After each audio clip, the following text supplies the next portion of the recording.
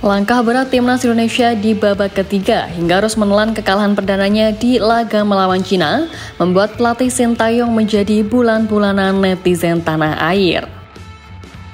Hal ini memang tidak terlepas dari catatan lebih unggul yang dimiliki Indonesia dibanding tuan rumah di 3 laga terakhir sebelum bermain di Qingdao.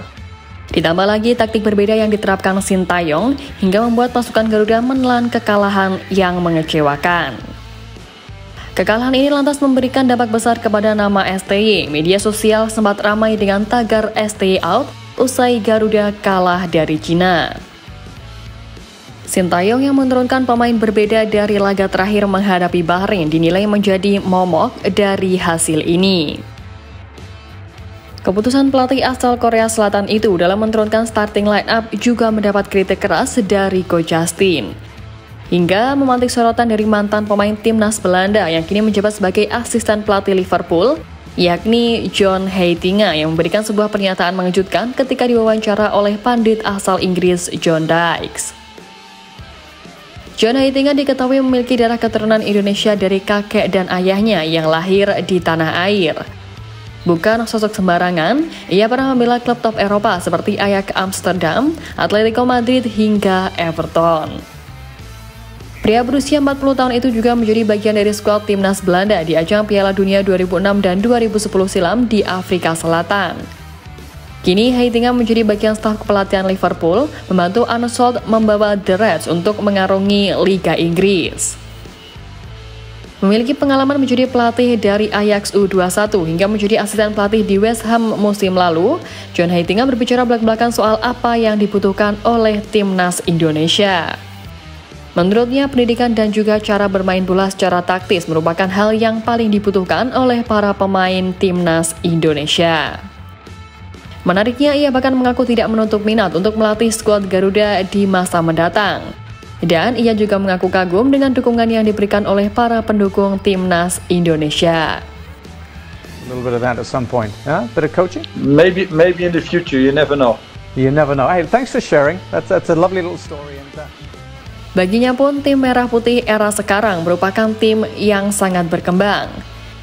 Marcelino Ferdinand dan kawan-kawan yang berhasil menjadi sorotan dunia membuatnya seakan takjub dan menyinggung soal kiprah pelatih Sintayong yang bisa membawa pasukan Garuda sampai di titik ini. Berbicara mengenai Kosin, warganet umumnya menyesali eksperimen yang dilakukan oleh pelatih berusia 53 tahun itu di laga terakhir lalu.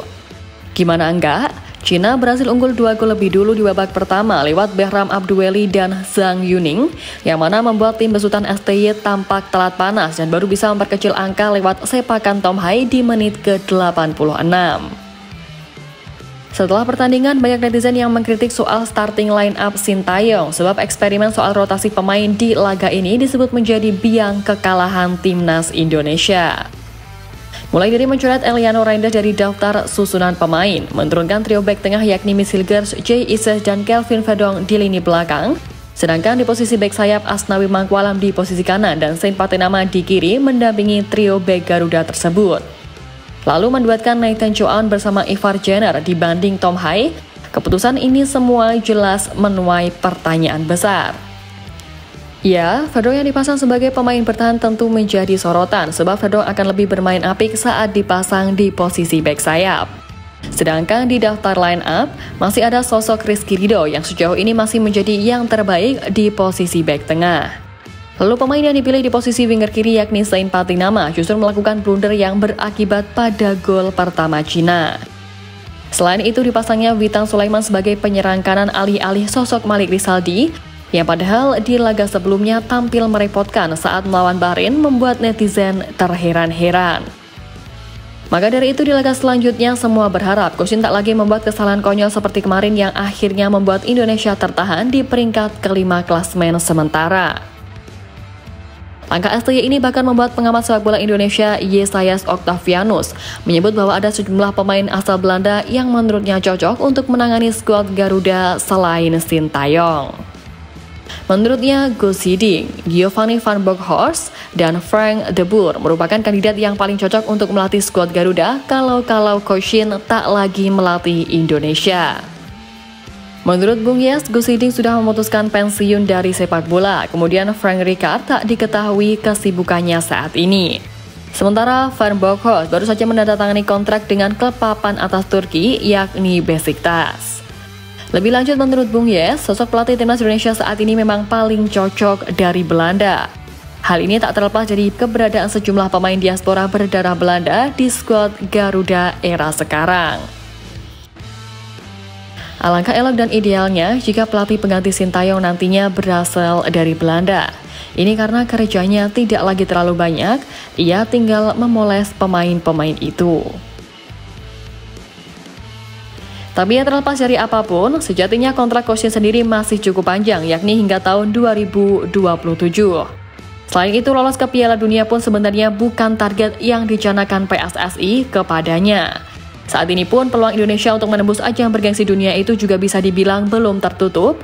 Maka dari itu harapannya, setelah ini pasukan Garuda mampu bangkit dan lebih kuat untuk menghadapi sisa laga yang ada demi mewujudkan mimpi bangsa Indonesia. Dan di lain sisi, kabar baik juga menghampiri timnas Indonesia usai konflik panas dengan Bahrain kemarin. Ya, siapa yang nggak tahu, BFF meminta kepada FIFA dan AFC untuk mengubah venue pertandingan di luar Indonesia demi keamanan timnya. Bahkan AFC langsung merespon keinginan dari Bahrain dan berjanji akan membahas hal ini terlebih dahulu dengan pihak-pihak terkait sebelum memutuskan. Namun keinginan Bahrain itu sepertinya harus gagal terwujud, karena Menteri Pemuda dan Olahraga Republik Indonesia Dito Aryo Tejo telah mendapatkan informasi bahwa FIFA telah menolak permohonan tersebut. Menpora Dito Aryo Tejo mengungkapkan bahwa FIFA tidak akan menggubris keinginan Bahrain dan pasukan Sintayong akan tetap memainkan pertandingan kontra Bahrain di tanah air. FIFA pun juga sudah meminta pertandingan tetap ada di Indonesia, harus di Indonesia. Kalau tidak berarti menang WO.